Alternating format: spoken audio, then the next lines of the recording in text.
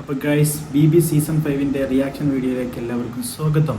അപ്പോൾ എപ്പിസോഡ് 4 അവസാനിക്കുന്നത് തന്നെ പുകഞ്ഞ കൊള്ളി പുറത്ത് എന്ന് പറയുന്ന ടാസ്കോട് കൂടിയാണല്ലോ. അപ്പോൾ അതിൻ്റെ കണ്ടിന്യൂഷനാണ് 5 എപ്പിസോഡ് തുടങ്ങുന്നത്. അപ്പോൾ അതിൽ നമ്മുടെ ശ്രുതി ആ കട്ടിലിൽ ഇങ്ങനെ കിടന്ന് ഉറങ്ങുന്ന സീനാണ് തുടക്കത്തിൽ കാണുന്നത്. അപ്പോൾ നമ്മുടെ അപ്പാനി രവിയും അക്ബറും കൂടി വന്നിട്ട് ശ്രുതിയെ മെല്ലെ പൊക്കിക്കൊണ്ടുപോകാൻ നോക്കുകയാണ്. കാരണം ബിഗ് ബോസിൻ്റെ റൂള്, ആ ടാസ്കിലെ റൂൾ എന്താണെന്ന് വെച്ച് കഴിഞ്ഞാൽ ഉറങ്ങിക്കിടക്കുന്ന ആളെ കട്ടിലോട് കൊണ്ടുപോയിട്ട് ആ റെഡ് പോയിന്റിൽ കൊണ്ടുവച്ച് കഴിഞ്ഞാൽ എവിക്ഷനാണ്, പിന്നെ വേറെ ഒരു കാര്യങ്ങളില്ല. അപ്പോൾ തന്നെ ബിഗ് ബോസ് ഹൗസിൽ നിന്ന് പുറത്താണ്. അപ്പോൾ ഇവരെന്ത് ചെയ്ത് മെല്ലെ ഇങ്ങനെ പൊന്തിച്ച് കൊണ്ടുപോയി. അപ്പോൾ തന്നെ നമ്മുടെ ശ്രുതി നെട്ടിയണീറ്റ് ഒരു എക്സിക്യൂഷൻ്റെ കുറവുണ്ടായിരുന്നു അതിൽ, അല്ലെങ്കിൽ സിമ്പിളായിട്ട് കൊണ്ടുപോയി വെക്കാമായിരുന്നു. ഒരാൾ പുറത്തായി കഴിഞ്ഞാൽ ഒരു മത്സരാർത്ഥി കുറയല്ലേ, ഒരു എതിരാളി കുറയല്ലേ അല്ലേ. നമ്മുടെ ഫ്രണ്ട്സ് സിനിമയിൽ ജഗതിയൊക്കെ കട്ടിലേറ്റി കൊണ്ടുപോകുന്ന പോലെ. പിന്നെ നമുക്ക് കാണാൻ കഴിയുന്നത് നമ്മുടെ ചൊറിയൻ എന്നുള്ള ഒരു ടാഗ് ലൈൻ ഇപ്പോൾ ഈ സീസണിൽ കിട്ടിയിട്ടുള്ളത് നമ്മുടെ അനീഷ് ഭായിക്കാണല്ലോ. ഈ ചൊറിയനെ ചൊറിഞ്ഞുകൊണ്ടിരിക്കുന്ന ഒരാളാണ് നമ്മുടെ ഷാനവാസ്, രുദ്രൻ ഷാനവാസ്. ഭയങ്കര രസമുണ്ട് ഇവർ തമ്മിലുള്ള ആ ഒരു കണക്ഷന്. നന്നായിട്ട് നമ്മുടെ അനീഷിനെ ചൊറിയാൻ ശ്രമിക്കുന്നുണ്ടെന്നല്ല, ചൊറിയുന്നുണ്ട് നമ്മുടെ ഷാനവാസ് ഭായി. അപ്പോൾ ഈ അനീഷ് പറയുകയാണ്, ഡോണ്ട് ടച്ച്, എൻ്റെ ദേഹത്ത് തുടരുത്, എൻ്റെ പെർമിഷൻ ഇല്ലാതെ എൻ്റെ ദേഹത്ത് തുടരുത്. ഈ അനീഷിൻ്റെ ഓരോ സംസാരവും അതിൻ്റെ ശൈലിയും ആ വാക്കുകളൊക്കെ ഒരു സ്ത്രീത്വം ഉള്ളിലുള്ള ഒരു ആളാണെന്നുള്ളൊരു തോന്നലുണ്ട്. അതുകൊണ്ടായിരിക്കുമോ ഇവർക്ക് സ്ത്രീകളെ ഇഷ്ടമല്ലാത്തത്. ഇദ്ദേഹം BB ഹൗസിൽ വരുമ്പോൾ തന്നെ ഇൻട്രൊഡ്യൂസിങ് നടത്തുമ്പോൾ തന്നെ നമ്മൾ ലാലേട്ടൻ പറഞ്ഞു സ്ത്രീകളെ തീരെ ഇഷ്ടമില്ലാത്ത സ്ത്രീവിരുദ്ധനാണെന്നുള്ളതാണ്. അപ്പോൾ സ്ത്രീത്വം ഉള്ളിൽ വെച്ചിട്ടാണോ സ്ത്രീകളെ വിരുദ്ധത, സ്ത്രീകളോടുള്ള ഒരു ദേഷ്യം ഉള്ളിൽ ഒതുക്കുന്നത്? എന്തോ കുറച്ചുകൂടി റിവീൽ ആവേണ്ടതുണ്ട് നമ്മുടെ അനീഷ്. കാരണം സംസാരത്തിൽ അങ്ങനെ തോന്നുന്നു. എനിക്ക് മാത്രമാണ് തോന്നുന്നത്, നിങ്ങൾക്ക് തോന്നുന്നുണ്ടോ എന്ന് എനിക്കറിയില്ല. ഏതായാലും എനിക്ക് അങ്ങനെ തോന്നുന്നുണ്ട്. പിന്നെ എപ്പിസോഡ് 4 കോളിളക്കം സൃഷ്ടിച്ച ഒരു വിവാദമാണല്ലോ സെപ്റ്റിക് ടാങ്ക് വിവാദം. നമ്മുടെ അക്ബറും രേണു സുധിയും തമ്മിലുണ്ടായത്. അക്ബർ സെപ്റ്റിക് ടാങ്ക് എന്ന് പറഞ്ഞതിനെ നന്നായിട്ട് വളച്ചൊടിക്കാൻ നോക്കുന്നുണ്ടായിരുന്നു രേണു കഴിഞ്ഞ എപ്പിസോഡിൽ. അതിൻ്റെ തുടക്കം തന്നെ ഈ എപ്പിസോഡിലും അവർ പുറത്തെടുക്കുന്നുണ്ട്. എന്തൊക്കെ കാടാണ് ഇറക്കിയത്. സ്ത്രീകൾ, സ്ത്രീത്വം, വിധവ, അമ്മ, എല്ലാവരും കണ്ട് ആക്ഷേപിച്ചു. ആര്? നമ്മുടെ അക്ബർ ചെയ്ത് തെറ്റാണെന്നൊക്കെ പലരും പറയുന്നുണ്ട്. പക്ഷേ എൻ്റെ ഒരു കൺസെപ്റ്റിൽ അവർ തെറ്റായിട്ടൊന്നും എനിക്ക് തോന്നുന്നില്ല. കാരണം ഇത് ബിഗ് ബോസ് ഹൗസാണ്, അല്ലാതെ പുറത്തൊക്കെ ആയിരുന്നെങ്കിൽ ഇത് ഒരു മോശം കാര്യമാണ്. പക്ഷേ ബിഗ് ബോസിൻ്റെ ഉള്ളിലാവുമ്പോൾ അത് മോശമായി എനിക്ക് തോന്നുന്നില്ല. കാരണം ഇതിൻ്റെ അപ്പുറമൊക്കെ കേൾക്കേണ്ടി വരണമായിരുന്നു. ഇങ്ങനെ മോശം കാര്യമായിരുന്നുണ്ടെങ്കിൽ ഈ അക്ബറിനെതിരെ ബിഗ് ബോസ് തന്നെ ഒരു ആക്ഷൻ എടുക്കുമായിരുന്നു. ഇതുവരെ എടുത്തിട്ടില്ല.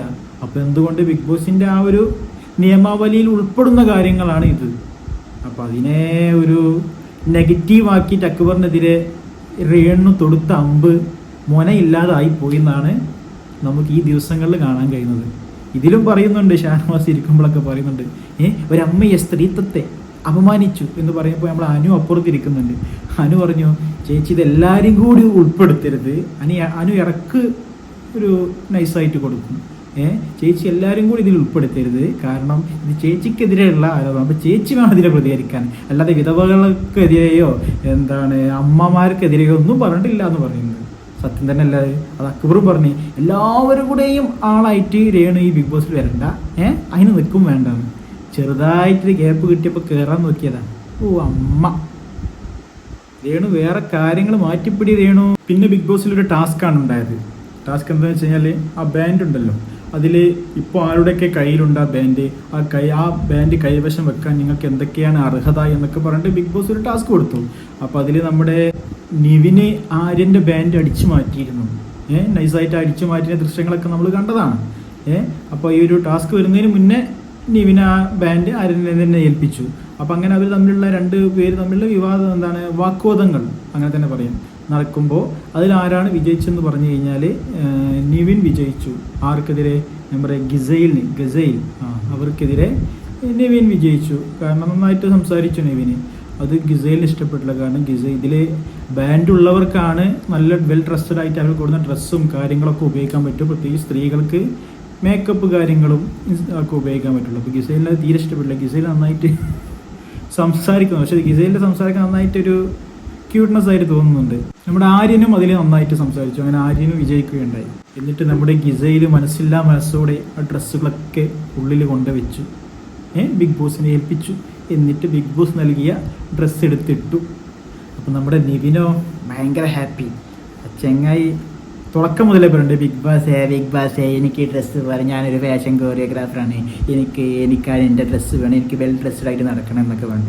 എന്നിട്ടോ അവനക്ക് ഡ്രസ്സ് കിട്ടി. എന്നിട്ട് അവരുടെ ഡ്രസ്സോ ഒരു ടീഷർട്ടും ഒരു പാൻറ്റും.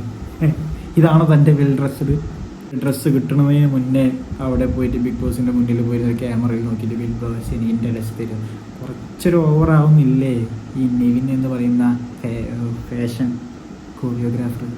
ഇതിനിടയിൽ നമ്മുടെ അനു പറയുന്നുണ്ട്, എനിക്ക് ഈ വീട്ടിൽ ആരും പേടിയില്ല, പക്ഷെ ഒരാൾ എനിക്ക് ഭയങ്കര പേടിയാണ്. ആരെ?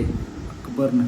അക്ബറൊക്കെ എന്നെ തല്ലിക്കഴിഞ്ഞാൽ എന്തായിരിക്കും എൻ്റെ അവസ്ഥ എന്നൊക്കെ എനിക്ക് ഭയങ്കര പേടിയാവുന്നു എന്നൊക്കെ. എടോ, ബിഗ് ബോസിൽ ആർക്കും തല്ലാനൊന്നും പറ്റില്ല. പിന്നെ തല്ലിയിട്ടുണ്ടെങ്കിലും ഒന്ന് കൊള്ളേണ്ടി വരും. കാരണം അനു പേടിയാവുന്നുണ്ടെന്ന് പറയുന്നത് കഴിഞ്ഞ സീസണിൽ സിജോക്ക് എതിരെ നമ്മുടെ റോക്കി ബായിൻ്റെ പഞ്ച് അവസാനം സിജോ ഹോസ്പിറ്റലിസ്റ്റായി ഇപ്പോഴും അതിൻ്റെ ഒരു പ്രത്യാഘാതങ്ങൾ അനുഭവിക്കുന്നതൊക്കെ കാണുമ്പോൾ നമ്മുടെ അനുവിനൊരു പേടിയുണ്ട്. കാരണം അത്രയും ഐറ്റം വെയിറ്റൊക്കെ ഉള്ള ആളാണല്ലോ അക്ബർ. അനു പഞ്ച് ചെയ്യുമ്പോൾ എന്നിട്ട് കുനിഞ്ഞാൽ മതി, കാരണം ആണ് മിസ്സായി പോയിക്കോളും. വേറെ ഒന്നും പേടിക്കാനില്ല. പിന്നെ ഹോസ്പിറ്റലും കാര്യങ്ങളൊക്കെ ബിഗ് ബോസ് നോക്കിക്കോളുന്നേ, തൻ്റെ കയ്യിൽ നിന്നൊന്നും ക്യാഷ് പോകില്ല. ഓക്കെ, ചുമ്മാ. പിന്നെ അടുത്ത ടാസ്ക്കാണ്. ആ ടാസ്ക് വായിക്കുന്നത് നമ്മുടെ മുൻഷി രഞ്ജിത്ത്. ഇങ്ങനെ ടാസ്ക് വായിക്കുമ്പോഴൊക്കെയാണ് ഇയാളെ ക്യാമറ കണ്ണുകളിൽ ഒപ്പിയെടുക്കുന്നുള്ളൂ. കാരണം മറ്റുള്ള സമയങ്ങളിലൊക്കെ ആൾ സൈലൻ്റാണ്. നമ്മുടെ മുൻഷി രഞ്ജിത്തിനൊക്കെ ഞാൻ നന്നായിട്ട് ഇതൊന്നല്ല ഞാൻ എക്സ്പെക്റ്റ് ചെയ്തത്, പക്ഷേ അയാൾ ഭയങ്കരമായിട്ട് നിരാശപ്പെടുത്തുന്നുണ്ട്. ബിഗ് ബോസിൽ ഹൗസിൽ ഉള്ളതായിട്ട് തന്നെ തോന്നുന്നില്ല. വരും ദിവസങ്ങളിൽ എന്താവുമെന്ന് അറിയില്ല. ഭയങ്കര സൈലൻസ് ഫീൽ ചെയ്യുന്നു. പൊതുവെ ഈ ബിഗ് ബോസ് ഹൗസ് ഇത്രയും 5ാമത്തെ എപ്പിസോഡായിട്ട് ഒരു നല്ലൊരു എപ്പിസോഡായിട്ട് ഒരു എപ്പിസോഡും പേഴ്സണലി എനിക്ക് തോന്നിയിട്ടില്ല. അതുപോലെ തന്നെ ആയിരിക്കും ഇതിൻ്റെ പ്രേക്ഷകരായ നിങ്ങൾക്കും തോന്നുന്നത് ഞാൻ വിചാരിക്കുന്നു. ഒരു വാഴ ബിഗ് ബോസ് ആവുമോ എന്ന് സംശയമുണ്ട്. പക്ഷേ തുടങ്ങിയിട്ടല്ലേ ഉള്ളൂ. വരും ദിവസങ്ങൾ നമുക്ക് കാണാം. ഇങ്ങനെ ബിഗ് ബോസിൻ്റെ അടുത്ത ടാസ്ക്കാണ്. ഒരുപാട് കല്ലുകൾ, ഗോൾഡ്, ബ്ലാക്ക്, വൈറ്റ് എന്ന് പറഞ്ഞ കല്ലുകളൊക്കെ ഫോയിൽ പേപ്പറിൽ പൊതിഞ്ഞിട്ട് ഗാർഡൻ ഏരിയയിൽ വെച്ചിട്ടുണ്ടാവും. അത് കുറച്ച് മത്സരാർത്ഥികൾ പോയിട്ട് ബസർ അടിക്കുമ്പോൾ എടുക്കുക, ബസർ അടിക്കുമ്പോൾ നിർത്തുക. കൂടുതൽ കിട്ടുന്നവർക്ക് എന്തൊക്കെ മൾട്ടി പവർ, ഒരുപാട് പവറൊക്കെ ഉണ്ടെന്ന് പറഞ്ഞിട്ട് അങ്ങനെയുള്ള മത്സരമായിരുന്നു. പക്ഷേ ഇതിലൊക്കെ നമ്മുടെ അക്ബർ മുന്നിട്ട് നിൽക്കുന്നു കേട്ടോ. എല്ലാ ടാസ്കിലും അക്ബറും അതുപോലെ ആര്യനും ആണ് കുറച്ചുകൂടി അഗ്രസീവായിട്ട് ടാസ്കുകൾക്ക് മുന്നിട്ടിറങ്ങുന്നത്. അതുകൊണ്ട് തന്നെ അവർക്ക് അതിനുള്ള നേട്ടങ്ങളുണ്ട്. അപ്പോൾ ഈ ഒരു ടാസ്കിലും ആര്യനും അക്ബറൊക്കെയാണ് ജയിച്ചത്. മെയിൻ അക്ബറായിരുന്നു ഫസ്റ്റ്. അങ്ങനെ അക്ബറിന് ബിഗ് ബോസ് പറഞ്ഞ ആ സൂപ്പർ പവർ കിട്ടി. ആ സൂപ്പർ പവർ എന്താണെന്ന് വെച്ച് കഴിഞ്ഞാൽ പുകഞ്ഞ കൊള്ളി പുറത്ത് എന്ന് പറഞ്ഞ ആ ടാസ്കിൽ നിന്ന് ആ 4 പേരിൽ ഒരാളെ ഇന്നാക്കാം, ഹൗസിൻ്റെ ഉള്ളിൽ ഇന്നാക്കാം, മറ്റൊരാളെ പുറത്തേക്ക് എടുത്തിടാം. അപ്പോൾ അക്ബർ കളിച്ച കളി എന്താണെന്ന് വെച്ച് കഴിഞ്ഞാൽ അക്ബറും ഷാനവാസും യോജിക്കുന്നില്ലല്ലോ. ഈ 4 എപ്പിസോഡ് കണ്ട സ്ഥിതിക്ക് നമുക്ക് മനസ്സിലാവുന്നുണ്ടല്ലോ. അവർ തമ്മിൽ ഒരു ഉരസലൊക്കെ ഉണ്ട്, അങ്ങോട്ടും ഇങ്ങോട്ടും ഒരു ഉരസലുണ്ട്. അപ്പോൾ ആ ഷാനവാസിനെ തന്നെ എടുത്ത് ഉള്ളിലേക്ക് ഇട്ടു. എന്നിട്ട് നമ്മുടെ മുൻഷി രഞ്ജിത്തിനെ പുറത്തേക്ക് ഇട്ടു. അത് സീരിയസ്ലി ഞാൻ വിചാരിച്ച ഒരു കളിയല്ല. കാരണം ഷാനവാസിനെ ഒരിക്കലും ഉള്ളിൽ കിടുന്നു ഞാൻ കരുതിയില്ല. വേറെ ആരെങ്കിലും ആണെന്ന് കരുതി. അതുതന്നെയാണ് നമ്മുടെ അപ്പാനി രവിയൊക്കെ ഈ അക്ബറിനോട് ചോദിച്ചത്. അതിന് അക്ബർ കൊടുത്ത മറുപടി എന്താണെന്ന് വെച്ച് കഴിഞ്ഞാൽ, എൻ്റെ ഔദാര്യത്തിൽ അവൻ ഉള്ളിൽ കയറിയെന്ന് ആവട്ടെ, അല്ലാന്നുണ്ടെങ്കിൽ അവൻ പുറത്ത് കിടന്ന് ഇത്രയും ദിവസം ഉറങ്ങാതിരുന്ന് ഒരു വീര്യനായി, ഒരു നായകനായി ഉള്ളിലേക്ക് വരും. അത് അവനക്ക് വേണ്ട. അവൻ്റെ ആ ഗെയിം പൊളിക്കാനാണ് ഞാൻ ശ്രമിച്ചതെന്ന് പറയുന്നു. അത് അക്ബറിൻ്റെ തോട്ടാണ്. ഏതായാലും ആ ഒരു തോട്ട് വിജയിച്ചെന്ന് തന്നെ കരുതാം. എന്നിട്ട് ഇങ്ങനെ ഉള്ളിലേക്ക് വന്ന ഷാനവാസ് മറ്റുള്ളവരോട് പറയുന്നുണ്ട്, അതായത് അക്ബറിനോടും നമ്മുടെ അപ്പാനിയോടൊക്കെ പറയുന്നുണ്ട്, ഞാൻ എൻ്റെ അഭിനയമായിരുന്നു കാഴ്ചവെച്ചത്, ഞാൻ ഉറങ്ങിയിട്ടില്ല. ശുദ്ധ പൊട്ടത്തരാണ് അയാൾ പറഞ്ഞത്. കാരണം ഇത് കണ്ട എല്ലാവർക്കും നന്നായിട്ട് ആൾ ഉറങ്ങിയിട്ടുണ്ട്. പക്ഷെ പറയാണ്, ഞാൻ ഉറങ്ങിയിട്ടില്ല, ഞാൻ അഭിനയിക്കായിരുന്നു. എൻ്റെ കൂടെ ഉള്ളവരൊക്കെ നിങ്ങൾ കൺവിൻസ് ചെയ്തത് ഞാൻ കണ്ടിരുന്നു. അപ്പോൾ അവർക്ക് എത്രത്തോളം ആത്മാർത്ഥ ഉണ്ടെന്ന് ഞാൻ അറിയാൻ വേണ്ടിയിട്ട് ഉറങ്ങിയ മാതിരി അഭിനയിച്ചായിരുന്നു. അങ്ങനെ പറഞ്ഞു. അപ്പോൾ ഇത് നേരെ അക്ബർ എടുത്തിട്ട് അവിടെ കൊണ്ടുപോയി പൊട്ടിച്ചാൽ ഇവരുടെ സഹ കണ്ടസ്റ്റൻസ് ആയിരുന്നല്ലേ പുകഞ്ഞ പുള്ളി പുറത്ത് എന്ന് പറയുന്ന ഒരു ടാസ്കിൽ സഹ കണ്ടസ്റ്റൻസ് ആയ നമ്മുടെ ആർജൻ്റെ അടുത്തും ഗിസേലിൻ്റെ അടുത്തൊക്കെ പോയിട്ട് ശ്രുതിയുടെ അടുത്തൊക്കെ പോയിട്ട് ഇതവിടെ അവതരിപ്പിച്ചു. അപ്പം പിന്നെ അവർ തമ്മിൽ ഭയങ്കര വാക്കേറ്റായി. പ്രത്യേകിച്ച് നമ്മുടെ അവൾ നന്നായിട്ട് ചൂടായി നമ്മുടെ ഷാനവാസിക്കയോട് എത്തി. കാരണം നമ്മളത്രയും ടീമായിട്ട് നമ്മളവിടെ പരിപാടി അവതരിപ്പിച്ചപ്പോൾ, അതായത് ആ ഉറങ്ങാതെ നിന്നപ്പോൾ നിങ്ങൾക്ക് പറയാതെ ഞാൻ അഭിനയിക്കുകയാണെന്നുള്ളത്. അപ്പോൾ നിങ്ങൾ എന്തുകൊണ്ട് പറഞ്ഞില്ല എന്നൊക്കെ പറഞ്ഞാൽ അതിലെന്തൊക്കെ ബബ്ബ നമ്മുടെ ഷാനവാസ് പറയുന്നുണ്ട്. ഷാനവാസ് ഒരു ഇരട്ടത്താപ്പാന്നാണ് എനിക്ക് തോന്നുന്നത്. കാരണം ഫസ്റ്റ് 3-4 എപ്പിസോഡിൽ അയാൾ ഭയങ്കര മൈൻഡ് ഗെയിമാണെന്ന് എനിക്ക് തോന്നി. പ്രത്യേകിച്ച് അനുനൊക്കെ ആ ഡോക്ടറുടെ വിഷയം വന്നിട്ട് അനുനൊക്കെ അറിയിപ്പിച്ചത് വരെ ആ ഒരു മൈൻഡ് ഗെയിമായിരുന്നു.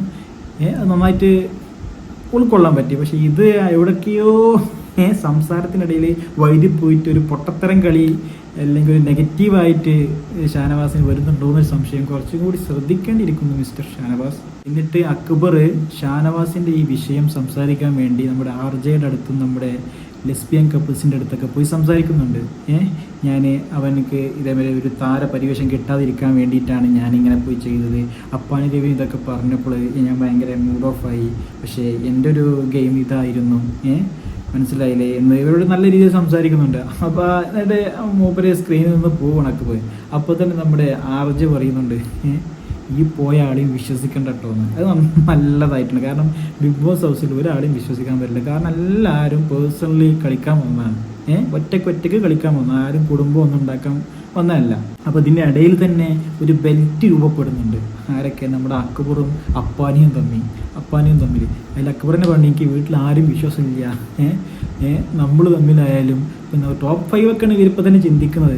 എന്നിട്ട് പറയുന്നുണ്ട്, ഒറ്റയ്ക്ക് വന്നു കഴിഞ്ഞാൽ ഞാൻ നിനക്കെതിരാവും. കാരണം അപ്പോൾ ഓക്കെ എന്ന് ആദ്യം ഒറ്റയ്ക്ക് വരാനുള്ള പണിയെടുക്കും മക്കളെ. അല്ലാതെ എപ്പിസോഡ് 5 ആകുമ്പോൾ തന്നെ ടോപ്പ് 5ൻ്റെ കാര്യങ്ങൾ ചിന്തിക്കല്ലേ. കുയിക്ക് ഇപ്പം തന്നെ കാല് നീട്ടല്ലേ, ആദ്യം കുയി ഉണ്ടാക്കുക, എന്നിട്ട് കാല് നീട്ടിയാൽ മതി. പിന്നത്തെ ഒരു സീനാണ് ഭയങ്കര ഈ ഒരു എപ്പിസോഡ് 5 ഭയങ്കര കോമഡി ആയിട്ട് എനിക്ക് ഫീൽ ചെയ്തത്. കാരണം നമ്മുടെ ആർജെ ബിൻസി ആണ് അതിലെ താരം. ആർജെ ബിൻസി പറയുന്നുണ്ട്, ഞാനിവിടെ ഭക്ഷണം കഴിക്കുന്ന ടേബിൾ ക്ലീൻ ആക്കാൻ വേണ്ടി ഒരുപാട് ആൾക്കാരോട് പറഞ്ഞിരുന്നു, ഷാനവാസ് ഖാനൊക്കെ പറഞ്ഞിരുന്നു, ആരും കേട്ടില്ല. അത് ക്യാപ്റ്റനോട് ചെന്ന് പറയാണ്. ക്യാപ്റ്റനോട് പറയും. ക്യാപ്റ്റനാണെങ്കില്ല ഈ ഒരു മുഖത്തോടു കൂടി ആണ്ടും ഇങ്ങോട്ടും നടക്കുക. ഒന്ന് ആലോചിച്ച് നോക്കൂ. ഞാൻ നിങ്ങളൊക്കെ ഒരു കാര്യം വേണ്ടി ഒരാളോട് പറയാൻ വേണ്ടി പോകുമ്പോൾ ഒരു മൈൻഡും ഇല്ലാതെ ഒരാൾ ഇങ്ങോട്ടും ഇങ്ങനെ നടക്കുന്നിട്ട് ഇടയ്ക്ക് അതിന് റീപ്പ് കൊടുക്കുക, വീണ്ടും ഇങ്ങനെ നടക്കുക. എന്തായിട്ടും ചുറിയലാടോ അനീഷ് താൻ. ബിൻസി ആണെങ്കിൽ ഇയാളെ ഈ റിയാക്ഷനും ഇയാളെ ഈ ആറ്റിറ്റ്യൂഡും കണ്ടിട്ട് ഭയങ്കര ദേഷ്യം. അനീഷ് കളി പഠിച്ചു വന്നതാണ്. ആ സ്ത്രീത്വം കൂടി ഇല്ലെങ്കിൽ ആൾ വേറെ ലെവലായിരുന്നു. കാരണം നമ്മുടെ സീസണിലുണ്ടല്ലോ ഒരു ഉയർന്ന പദവിയുള്ള ഒരാൾ, നമ്മൾ അഖിൽ മാരാർ, മറ്റുള്ളവരൊക്കെ രജിത് കുമാറൊക്കെ പോലെ ആ ലെവലിൽ എത്തപ്പെടേണ്ട ആളാണ്. കാരണം അമ്മാരി ചൊറിയുന്നുണ്ടല്ലോ. പക്ഷേ അതിനിടയിൽ ഒരു ആ സംസാരവും ആ ഒരു സ്ലാങ്ങും ഒക്കെ അയാളൊന്ന് പിന്തിരിപ്പിക്കുന്നുണ്ട്. കാരണം വേറെ ഒരു സുഖമില്ലാത്ത സ്ലാങ്. ഇന്നത്തോടെ ഡോണ്ട് ടച്ച് എന്നൊക്കെ പറഞ്ഞു കഴിഞ്ഞാൽ എന്താ പോലെ ഇയാളെ ചൊറിയിൽ ഒരു സൈഡിൽ പൊന്തി നിൽക്കുമ്പോൾ ഇയാളെ സ്ലാങ്ങും കാര്യങ്ങളും ആറ്റിറ്റ്യൂഡും ഇയാളെ ബാക്കിലേക്ക് ആക്കുന്നു. അപ്പോൾ ഇത്രയൊക്കെയാണ് എപ്പിസോഡ് 5 ബിഗ് ബോസ് നല്ല കണ്ടന്റ് കൊടുക്കാൻ വേണ്ടിയിട്ട് നല്ല ഗെയിമും നല്ല ടാസ്കും കൊടുക്കുന്നുണ്ട്. പക്ഷേ മത്സരാർത്ഥികൾ അങ്ങോട്ട് സിങ്ക് ആവുന്നില്ല. എന്തിലെന്ന് വെച്ച് കഴിഞ്ഞാൽ ആ ടാസ്കുകളിൽ ഭയങ്കര രസകരമാക്കാവുന്ന ടാസ്ക്കാണ് ഈ പുകഞ്ഞ കൊള്ളി പുറത്ത് എന്ന് പറയുന്ന ടാസ്കൊക്കെ. കാരണം കട്ടിലോടെ നേരെ കൊണ്ടുപോകാൻ പറ്റും, അവിടെ നിന്ന് എണീക്കുക, അവിടെ നിന്നുള്ള കോമഡി കാര്യം. പക്ഷെ ഒന്നും വർക്കൗട്ട് ആവുന്നില്ല. ഒരു വാഴപ്പരിപാടി മാതിരി തോന്നുന്നുണ്ട്. ഇടയ്ക്ക് വാഴയ്ക്ക് വെള്ളം ഒഴിക്കുമ്പോൾ വായ ഒന്ന് കുലക്കാന്നല്ലാതെ ഒരു ഇമ്പ്രഷൻ കിട്ടുന്നില്ല ഈ സീസണ് കാണുമ്പോൾ തന്നെ. എന്തായാലും വരും ദിവസങ്ങളിൽ ഉണ്ടാവുമെന്ന് കരുതുന്നു. ഇങ്ങനെയുള്ള ഓരോ സൂപ്പർ കണ്ടന്റുകൾ അതിൽ കിട്ടിയാലേ നമുക്കും സൂപ്പറായിട്ട് റിയാക്ഷൻ ചെയ്യാൻ പറ്റുള്ളൂ. ഏതായാലും നോക്കാം.